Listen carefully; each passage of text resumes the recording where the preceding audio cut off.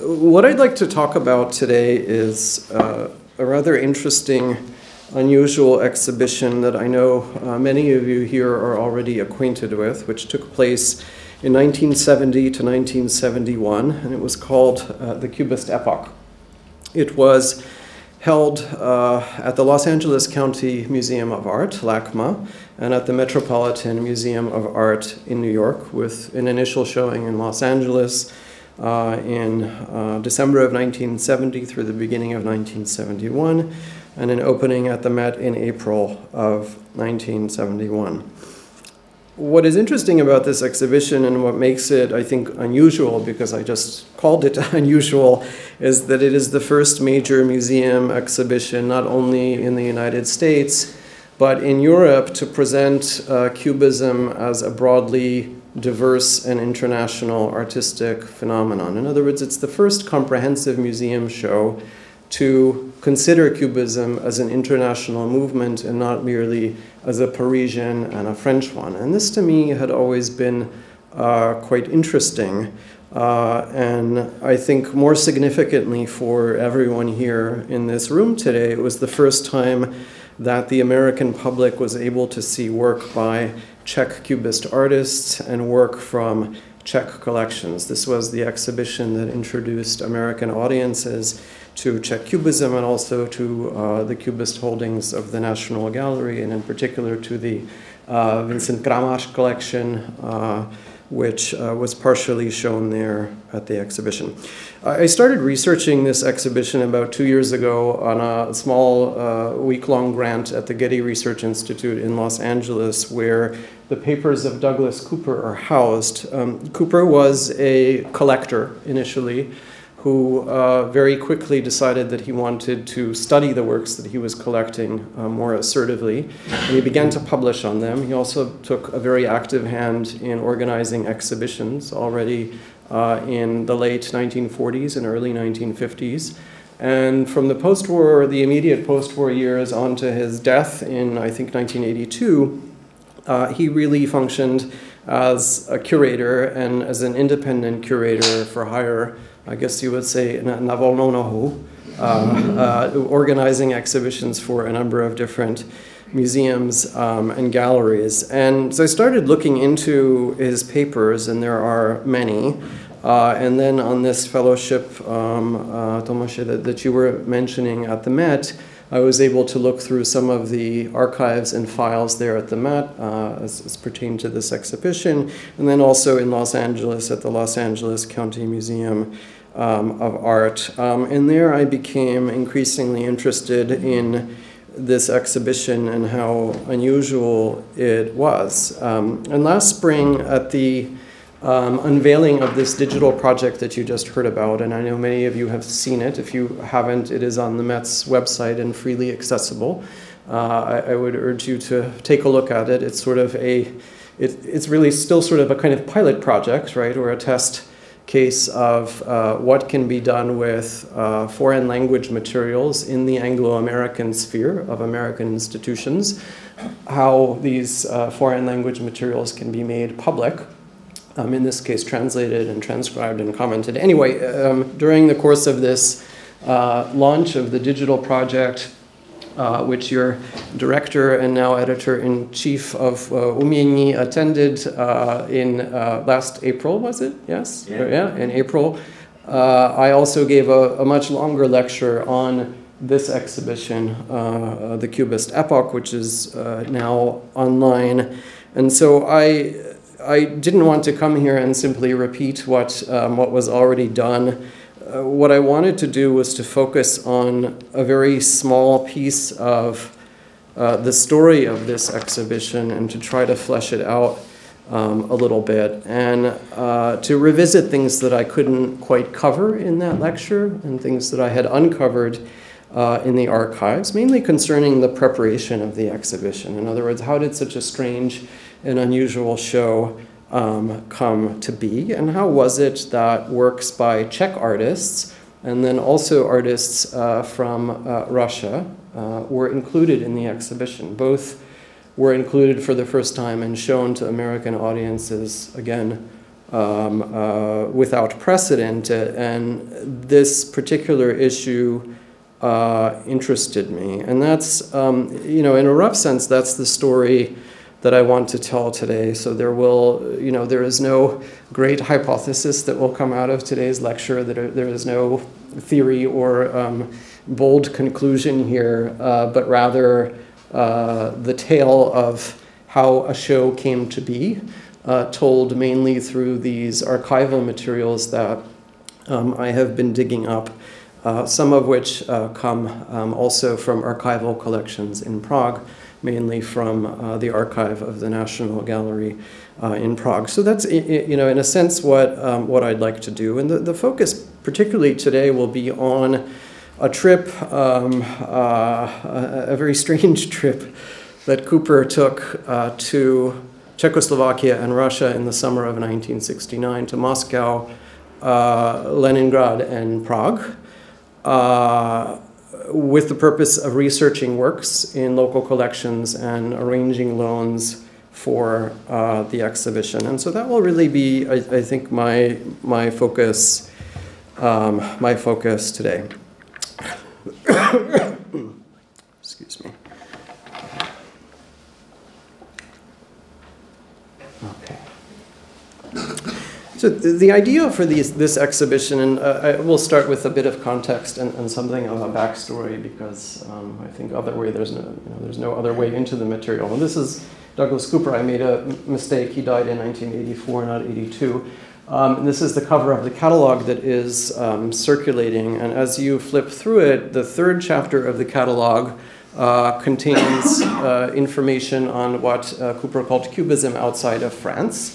And there you will find a 6-page section on Czech Cubism, and I think that will be the thing that we'll probably want to look at as this thing is being passed around. In any case, the idea for this exhibition, and this is quite interesting, came to Cooper in 1959, 1960, after a decade and a half of very focused monographic scholarship on the 4 artists whom he collected in his own private collection: Picasso, Braque, Gris, and Léger. Those were the artists he primarily centered on in his collection. Those were the artists whose exhibitions he organized, monographic exhibitions.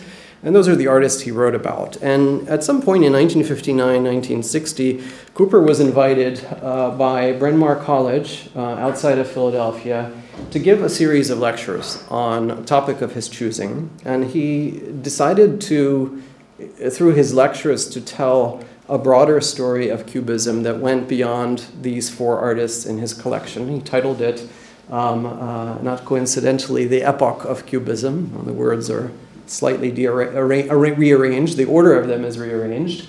But you can see here that already the coverage and the time span of the exhibition, and also the title is, já to asi zvládnu, tak připomenout později. Děkuji. And he started to flesh out this larger story about Cubism that went beyond Picasso, Braque, and Gris, and Léger. Initially, in 1959, 1960, for these 1961 lectures at Bryn Mawr, focusing on what were at the time still called rather derisively the Salon Cubists, and also on some German and Italian examples, but no Czech or Russian ones. In 1967, in other words, 6 years after this series of lectures, just after the Los Angeles County Museum of Art opened, Cooper was approached on a holiday trip in Los Angeles by trustees of the museum who asked him whether he could perhaps organize a marquee, landmark, big exhibition for Lacma, which had just opened its doors. One has to acknowledge here that Los Angeles in 1967, when this encounter happened, was culturally and artistically seen as a total backwater. In other words, as a provincial part of the United States and not the art center that it is today.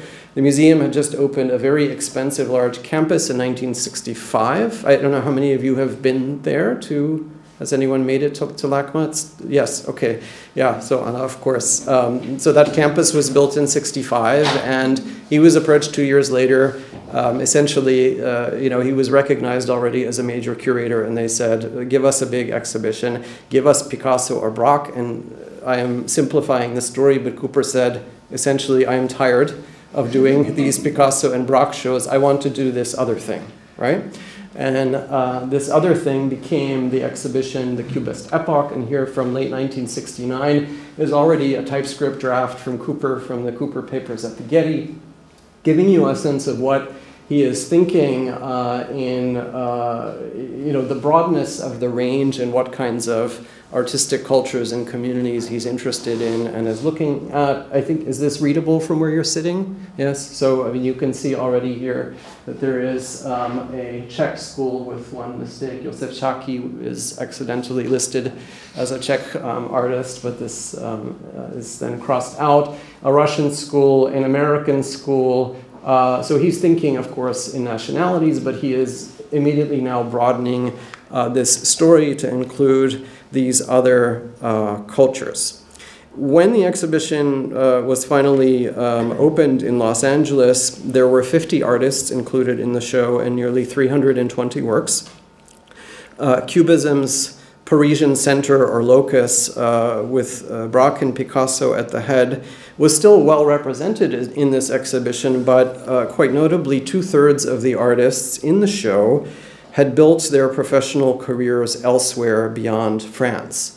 This also means that in that remaining 1/3 were many of these, they would later be called, some of them, École de Paris painters who had transplanted themselves and who were foreign-born. I am saying specifically here that 2/3 of the artists, like Émile Fila and Paul Klee and others, had built their careers outside of Paris and had connections to Paris that were there, but they didn't live there and practice there. And this, I think, is quite significant. And in all of the publicity around the exhibition and the press leading up to the show, this international component of the exhibition was extraordinarily heavily emphasized, no doubt because this was itself unusual and without precedent. And this was the exhibition's calling card. This was Cooper's, this was the main leg on which he stood with this exhibition, right? That it was going to broaden the horizon.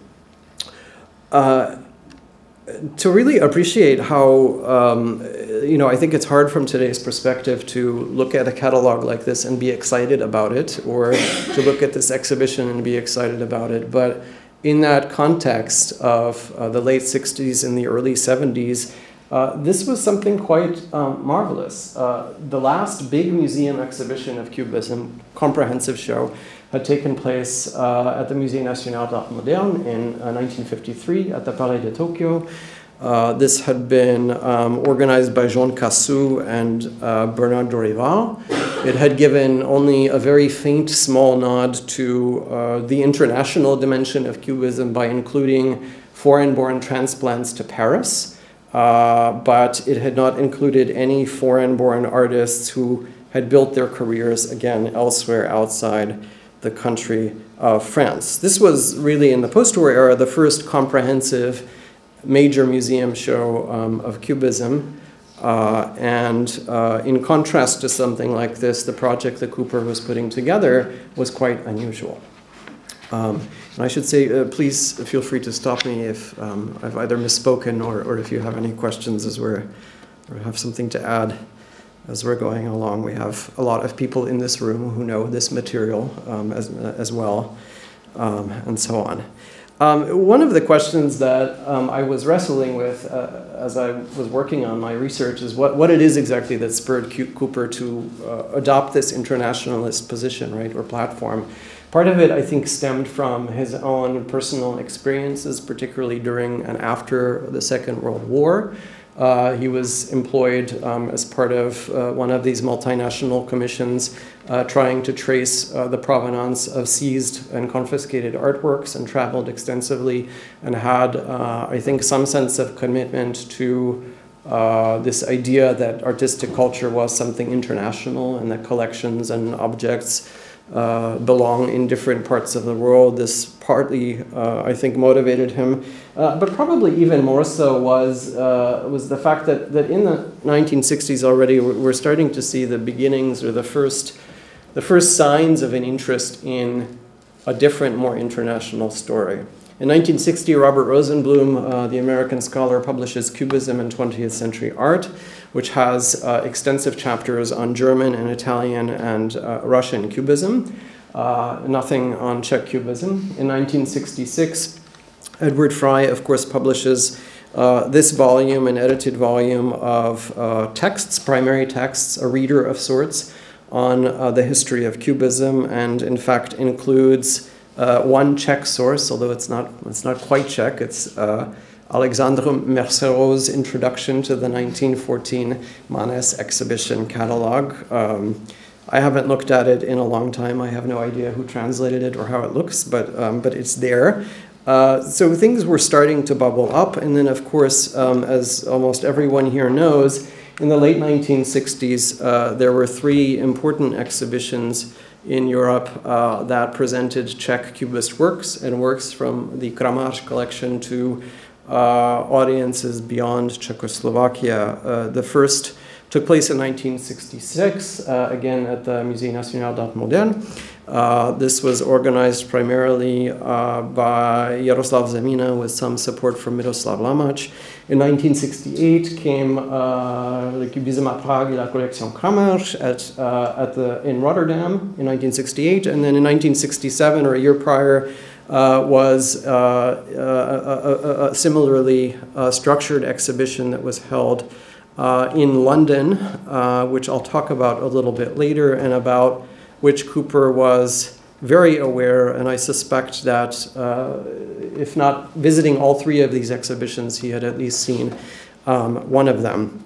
Because it's in 1968, late 68, early 69, that we first start hearing him plotting a visit or a trip beyond the Iron Curtain to Czechoslovakia and to Russia.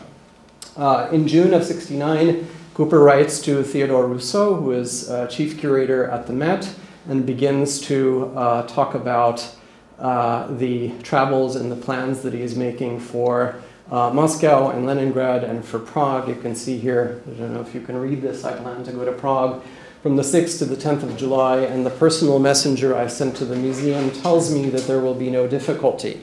I have yet to figure out who this personal messenger was. Maybe you have some ideas. Maybe it is a bluff. I don't know. I believe that the visit took a little bit longer than those 4 days that we have here. But in any case, Cooper did, shortly after writing this letter, set off for Prague.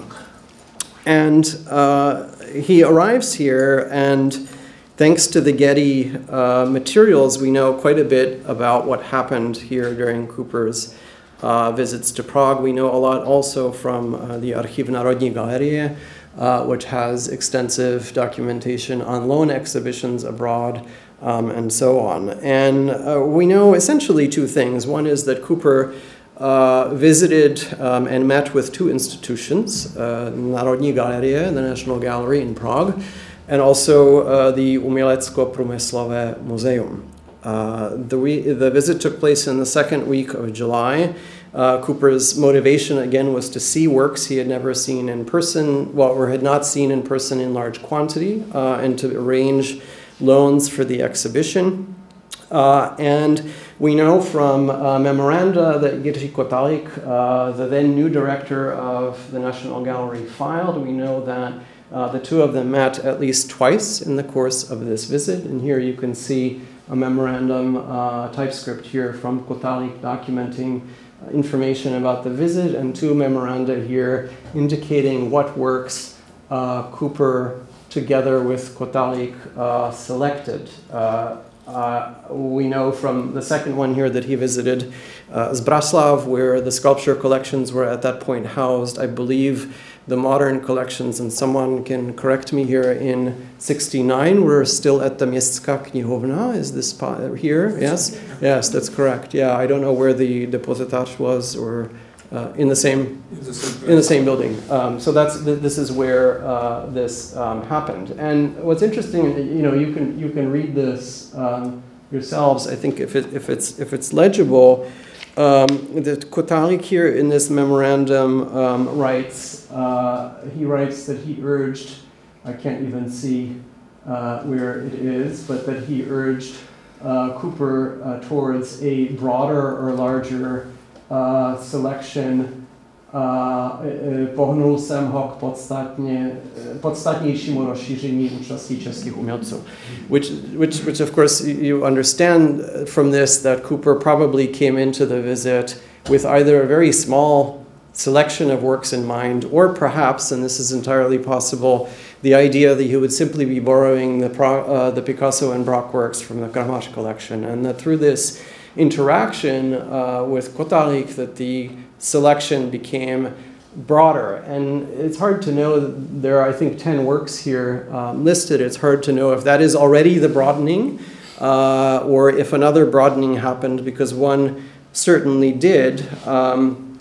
And you can see it here. This is the final list of works, and it totals 19 works in total. This is really quite unprecedented and amazing for this time.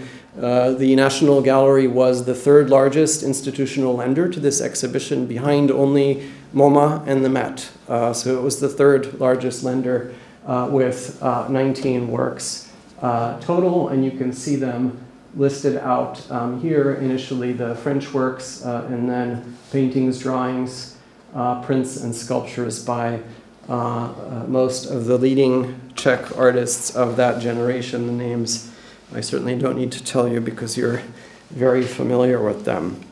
As happens always, a couple of changes took place along the way.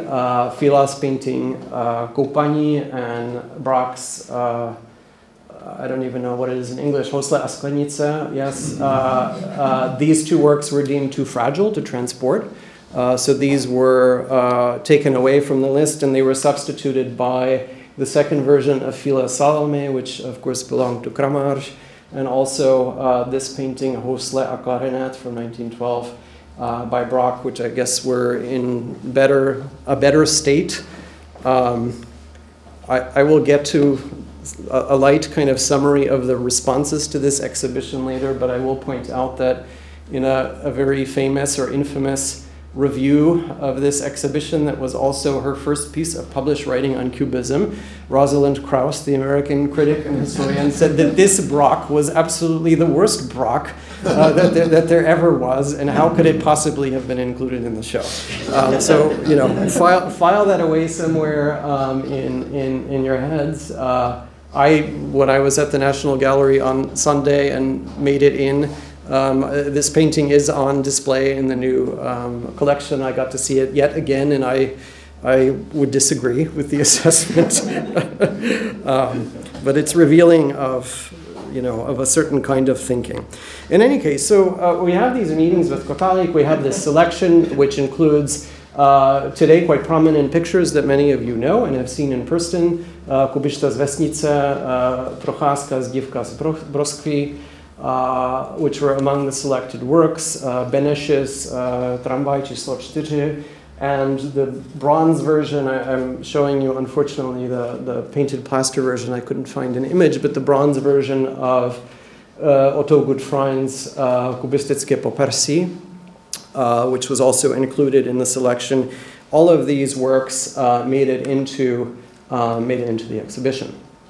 Cooper also met with Jiří Šetlik, and it would have been interesting to ask Dr. Šetlik what, if anything, he might remember about these encounters which took place so long ago. We know about this meeting because in Cooper's papers at the Getty we have correspondence from Šetlik to Cooper referring back to this visit and referring to photographs, and it seems evident that Cooper here at the museum was not so much interested in loans, but in photographic documentation that he could include. And as the book goes around, you'll see that in the spread of pages on Czech Cubism, there is a black and white reproduction of a Vlastislav Hofmann ensemble of furniture that is probably listed here somewhere, right? I think it's the first one. In any case. And these photographs were sent. What's also, interesting, or sort of a question, and one that I wrestled with, one hears this story, and here is a foreigner who has never been to Prague, and he comes in and he meets, and how much can he really know, and how much is he really getting from this? And there's always a feeling with Cooper that maybe some of this work that he's doing is somewhat dilettantish, or perhaps not even very deep, or somewhat superficial, because what can you really accomplish in 4 or 5 days in a city for the first time if you don't know the collections, right? But there's a confounding array of evidence to the contrary, that that he actually came in and left knowing a lot more than the first impression conveys. Now, if you read the text in the catalog, it of course is quite dated, but it does something interesting. It gives a sort of chronological developmental history of Cubism in Prague, focused also on its institutions, in other words, on the institutional representatives of Cubism in Prague. And it goes over some details that are already included in those catalogs from 67 and 68 and 66, but on my reading of it, it does quite a bit more. And in the Getty are these notes, many of them. His notes on Cubism, and particularly on the history of Skupina Vytvarných umělců and the magazine Umělecký měsíčník. This is here in most of it in Cooper's hand. And at the left and at the right, you see that he's actually page by page giving us a listing, or giving himself a listing of what he finds important, which means he had to have been sitting down and looking at the magazine with someone who could help him read it and get through it. And I have suspicions that, well, there are two people at the time, I think, who could have profitably helped him with this.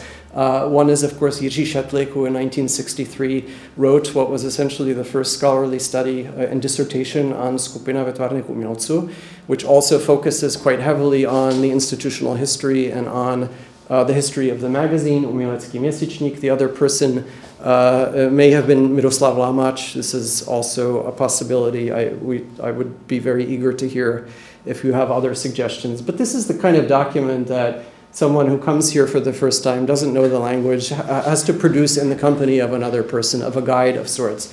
And there's quite a bit more of this in the Getty archive, and it's very interesting because it shows us that he's interested in that, in the institutional history and what is different about this Cubism, and not merely in picking pretty pictures, yes?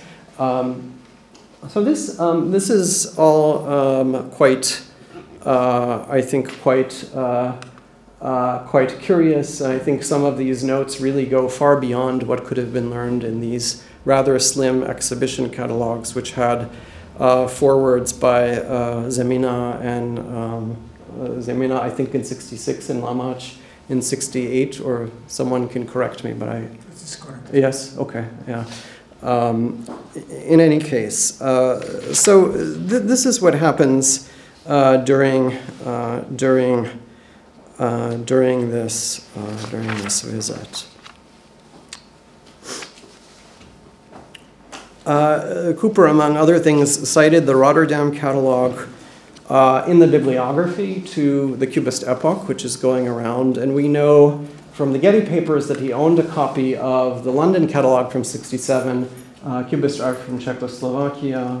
This was organized by the Arts Council of Great Britain, and is this the catalog that has Lamač's introduction? I think maybe it is. Yes, maybe?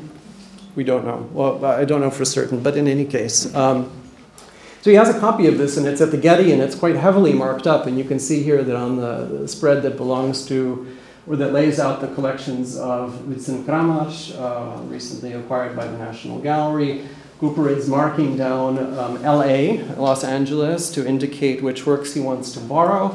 He's also making some corrections to dating, something he had in common with Kramaš. They both had a healthy obsession with dates.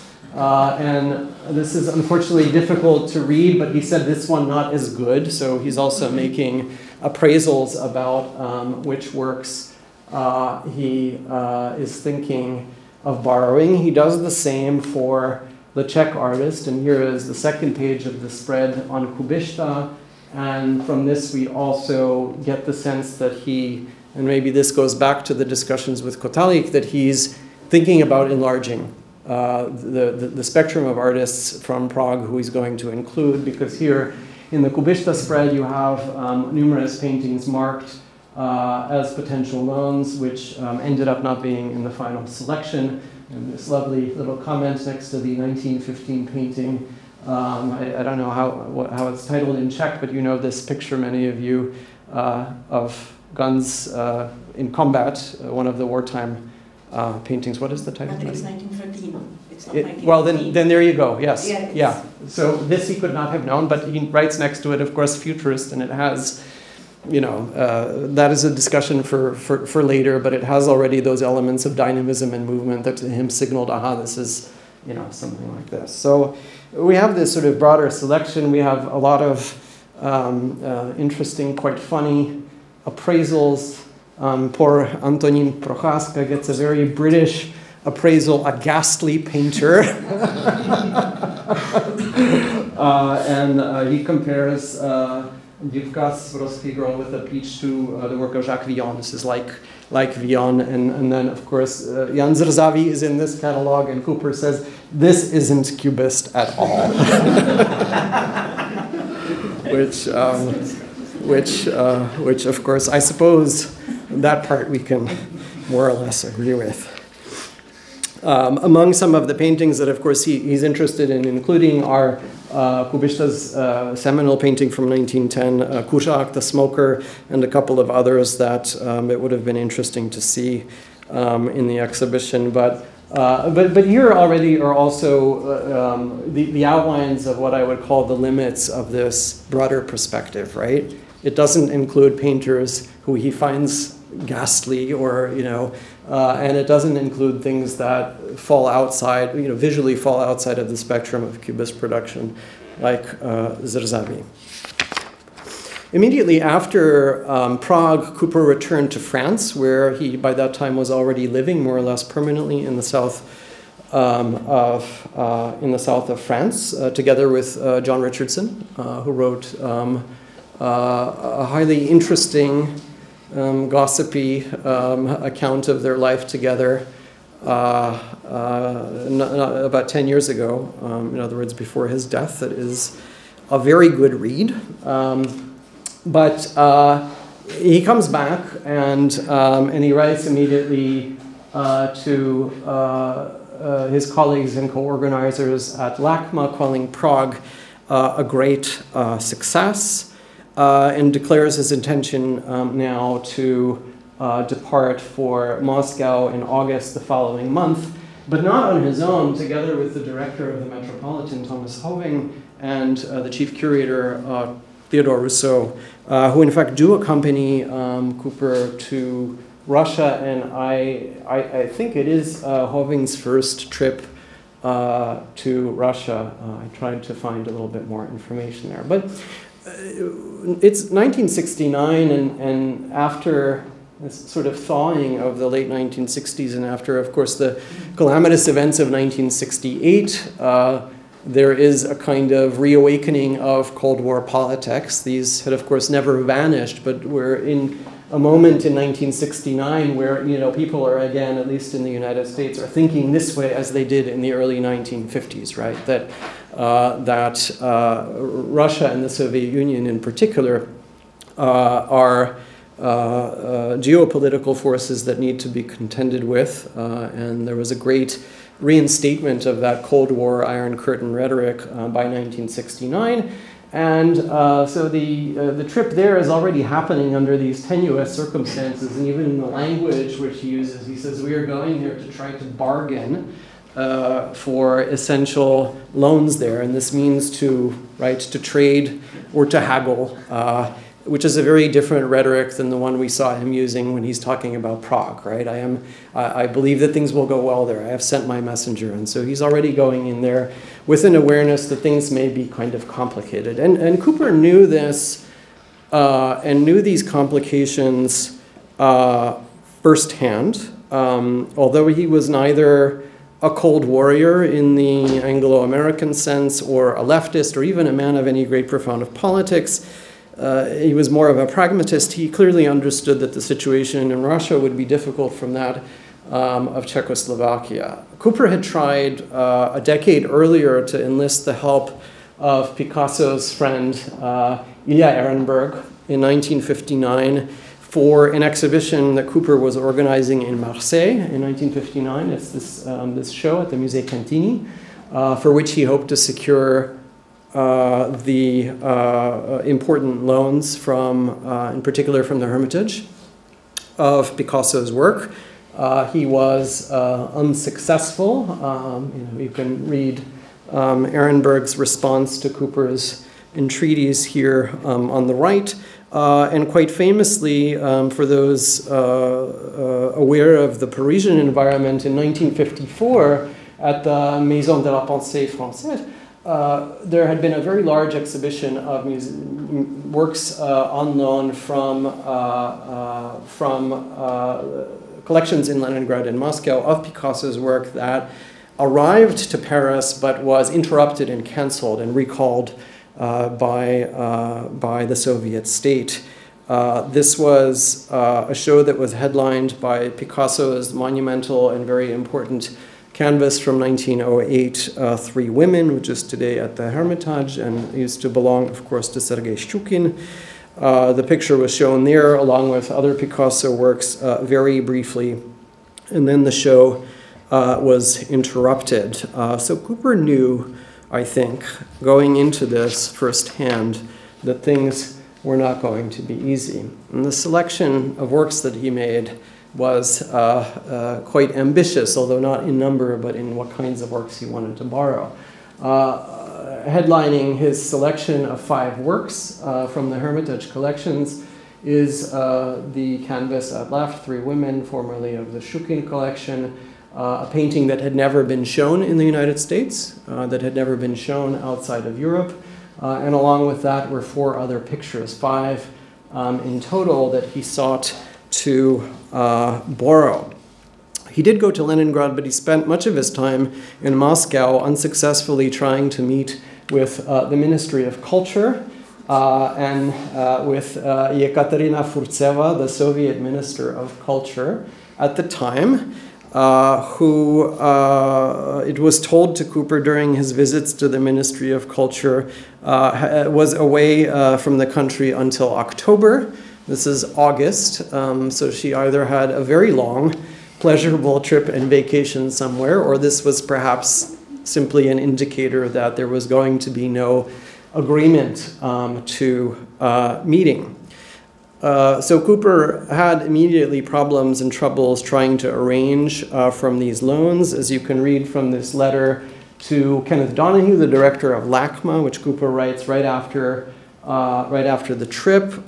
Cooper also notes in the letters, he said, among other things pointing out this issue of the loans, he said, I have had to give up any idea of asking for loans of works by Russian painters from Russian museums, as they are politically taboo, and I was not even allowed to see them in storage. He had intentions at the time to go see the work of such artists as Kazimir Malevich, Lyubov Popova, Mikhail Larionov, and others, this avant-garde generation that began its career before World War I and that intersected at that moment with Cubism, and which also had not been exhibited really outside the Soviet Union and outside Europe. Their work has simply been touched upon very briefly in one publication in 1962, and that is Camilla Gray's book, The Great Experiment, which was the first foray of essentially of a major foray of a non-Russian historian into Russian collections. This was 10 years before the historic Paris-Moscow show at the newly opened Centre Georges Pompidou in 1979. So 1969 was not yet 1979. It was a very different environment. Cooper's solution to this dilemma of loans was to arrange for loans through the Greek-born collector and diplomat George Kostakis, who was then living in Moscow with a Canadian diplomatic appointment. Cooper met with Kostakis in Moscow. This is a view, as many of you probably know, this picture from 73 into Kostakis' apartment in Moscow. He had, over the last several years, started to buy up anything and everything that he could get his hands on from the Russian avant-garde. Cooper met with him, and through diplomatic channels was able to get several pictures, important paintings in particular by Malevich, Popova, and Nadezhda Udaltsova into the United States through Kostakis' help. He supplemented this Russian selection with borrowings from American and European museums that had Russian avant-garde works, mainly the Guggenheim and the Stedelijk. As for the loans from the Hermitage, it was never definitively told to Cooper that these would not happen. And this clicker is not working. Neither is this. That's interesting. So, I wonder what we should do. Sorry, Martin.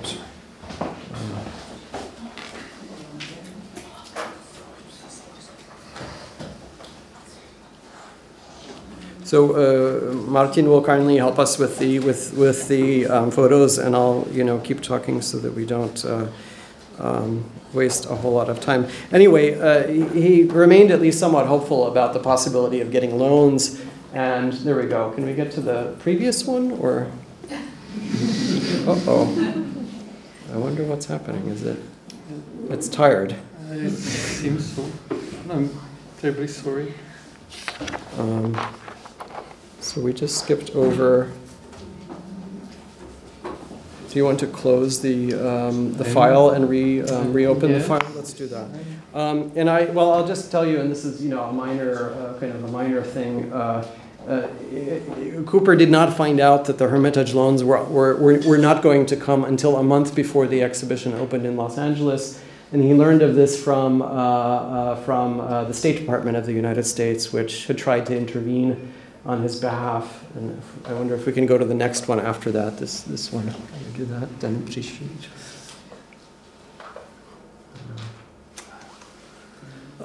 so it was. It's not the kind of surprise that you want as a curator a month before your exhibition. In a very unusual turn of events, part of the reason why Cooper did not get these loans for Lacma and the Met is that the Hermitage had made, unknown to him, had made an arrangement with the Museum of Modern Art, with MoMA, to loan most of these same works to MoMA for what would be their first showing. MoMA was organizing, and Cooper also did not learn of this. This tells you something about the politics of the American museum world at the time. I would say, as far as MoMA and the Met were concerned, not much has changed. Oh, but this is being filmed, I shouldn't say that.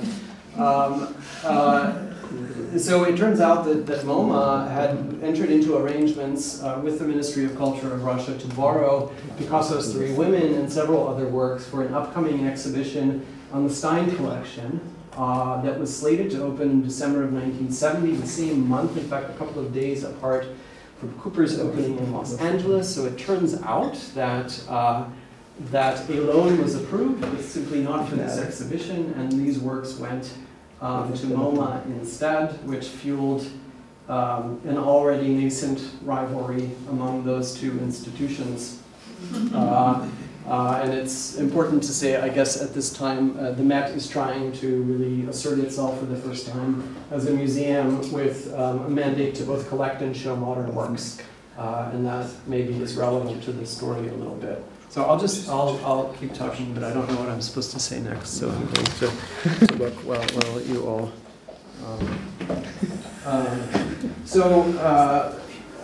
This is what happens, and this is essentially how that story ends.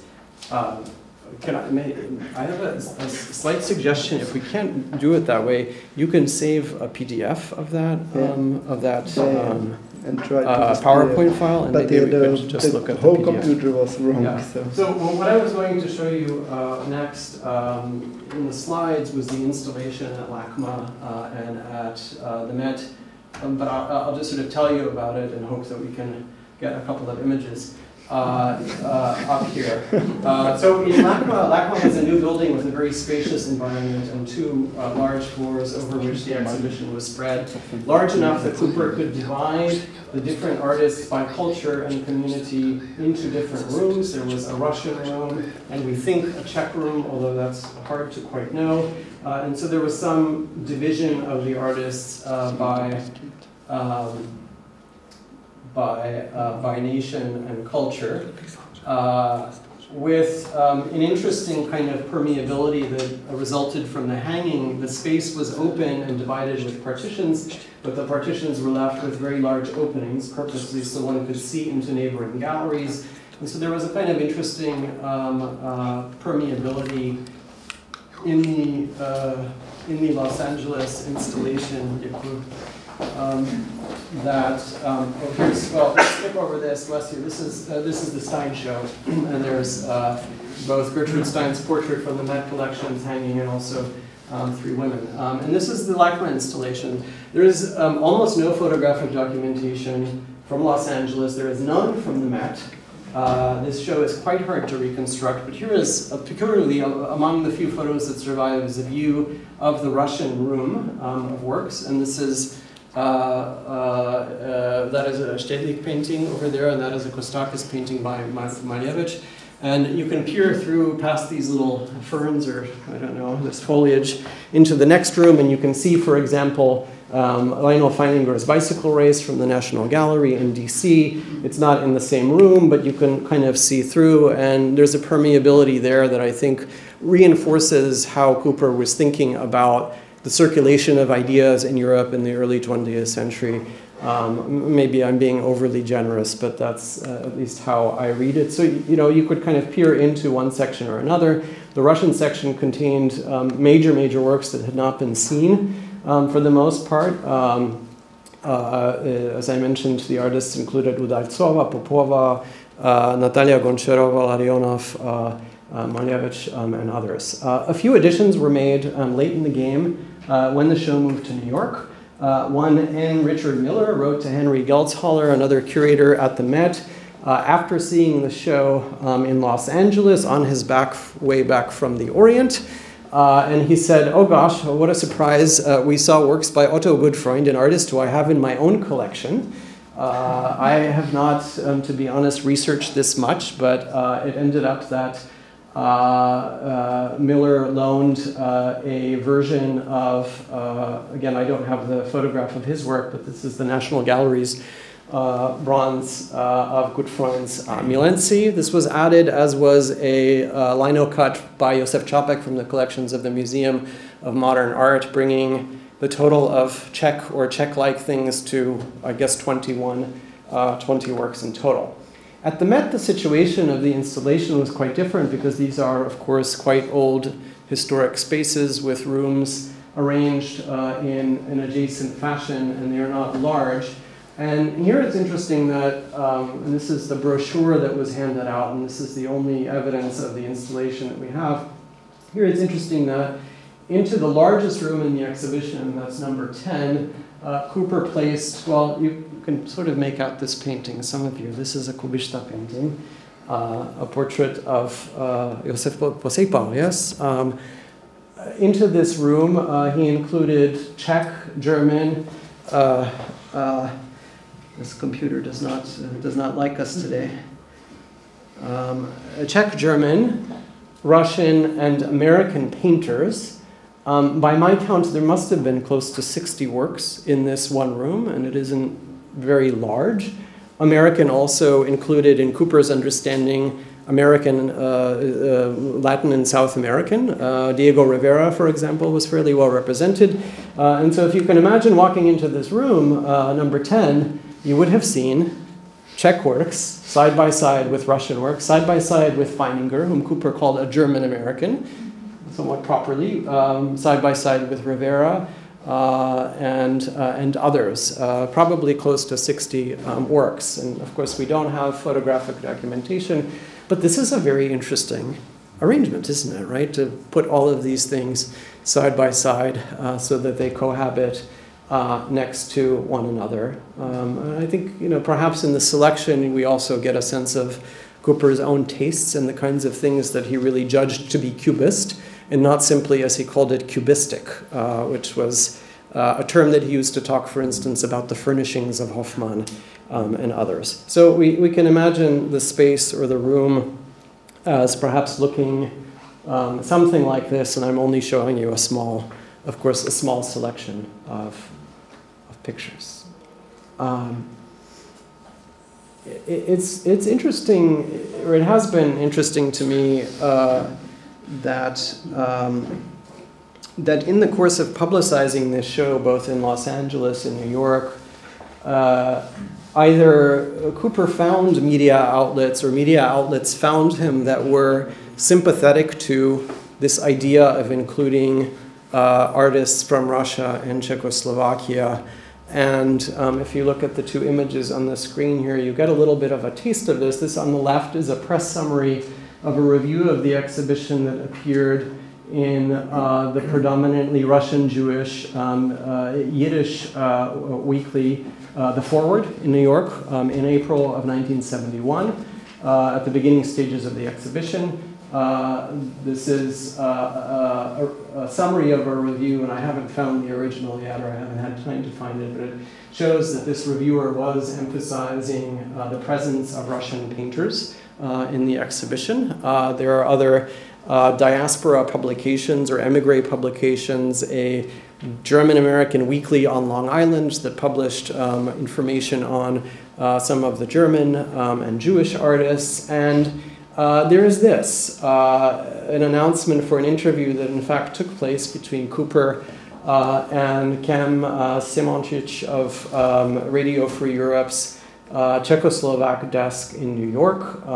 We don't know how this came to be, but given how heavily the exhibition publicized its own internationalism and also publicized the presence of works from, as Cooper said, from the East and from Russia and Czechoslovakia, there is a kind of natural symmetry here. I am still looking for the full audio of this, but part of the interview which appeared during the New York run of the exhibition was transcribed and is in Cooper's papers at the Getty, and I'll give you just a minute to sort of absorb this. It does a better job of saying what it wants to say than I will.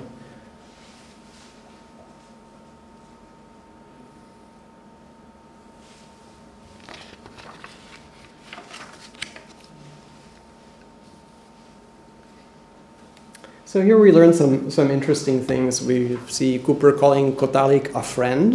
We don't know if a new friend or an old friend from before. I don't think they had contact prior to their meeting in Prague of 1969. We hear from him about the relative ease of securing these loans, about the importance that he sees in the works of Czech Cubist artists in particular, and then on the second page, and our colleagues in Hungary and Poland will be appalled when they read this, but Cooper says, when he's asked, did you consider including other Eastern European countries such as Hungary or Poland, he basically says, no, there were no Cubist paintings there ever. No. And the same for Poland, which today, of course, we know not to be true, and there, I guess, the limits of his horizons become evident, or partially evident, and he is then asked about this peculiar trait he has of constantly, needling and aggressively commenting on things in the press. He was a somewhat divisive figure, Cooper, at the time. You also hear about a film that was produced and is actually available on the exhibition, which has interviews with, among others, Edward Fry and Clement Greenberg, I believe also Bob Rosenblum, and others who are trying to wrestle in their conversations with Cooper with this idea that Cubism might be about something more than Picasso and Braque. But these are things that I think were maybe for the purposes of the main critical discourse in the States and in New York and LA, these things were more or less under the radar. The loudest voices in response to the exhibitions in LA and in New York were those of the writers and critics who really looked at this show critically. And I don't mean with critical acumen, but simply negatively. One of the greatest complaints of reviewers in many cases, and close to 100 reviews appeared of these two shows, was that it was too big. And you can see a hint of this in Henry Seldis's review. And the title of the review for, I think is it the LA Times? Yeah. Bigness Dilutes Greatness of Cubist Epoch Show. In other words, through size and scale and broadness, some kind of dilution happens. And if one reads on here, this dilution is, it is a dilution of what Seldis and so many others saw as the original authentic Cubism. In other words, that it becomes watered down both for the public, right, in the exhibition, and also watered down through these other painters and sculptors' works. The most notorious of the reviews I mentioned to you a little bit earlier was Rosalind Krause's 5 or 6 page review in Art Forum in February of '71 of the LA version of the exhibition, rather prosaically titled, and it doesn't give away its content. I would highly recommend this as a read because it is very interesting what she says. Of course, she mentions the terrible Braque that I showed you earlier, that Braque painting that she very much did not like. But outside of key works by Picasso and Braque, she says that the exhibition is awash with wave after wave of bad painting. And then she goes on for several sentences or as much as a paragraph to disparage the work of Czech Cubist artists in particular, along with those who were then still pejoratively referred to as the Salon Cubists. And we see her defining the limits of what gets to be called Cubism, or what it is that Cubism means to her. And one of the things that I find very interesting, and you know, I suppose this is more for discussion than for me to lay out for you, that in the Anglo-American world and in the American museum world, this first contact in 70-71 with works that are unfamiliar, with modernist works that are unfamiliar and Cubist works that are unfamiliar, causes this kind of a reaction. In other words, at the moment that critics are confronted with the new and with the unusual, they begin to fold back in on a very traditional conception and definition of this movement. It's almost as if in the face of the new and the unusual, there were no other strategy but to simply more assertively delineate the borders of what can be called Cubism. And I think, you know, to understand, in some sense, to this, maybe I am giving it too much emphasis, but this essay by Rosalind Krause, I think, is a useful thing to read when one wants to understand the trajectory of her scholarship and writing, and the scholarship and writing of her circle and of so many other American critics and historians in the 70s and 80s, and the fact that over that time period, and really through 89, 90, modernism is defined in the United States as a primarily Parisian phenomenon, right? And so there again, that kind of turning back inwards to this familiar narrative and familiar script at the moment where we imagine people should be excited at seeing all of these new things, or at least intellectually curious enough to want to ask questions about them rather than to dismiss them outright. So at the risk of ending on a slightly critical note from many perspectives, I leave you with these two reviews, and thank you very much, all of you, for coming. And let's have at least a bit of a discussion. Yeah.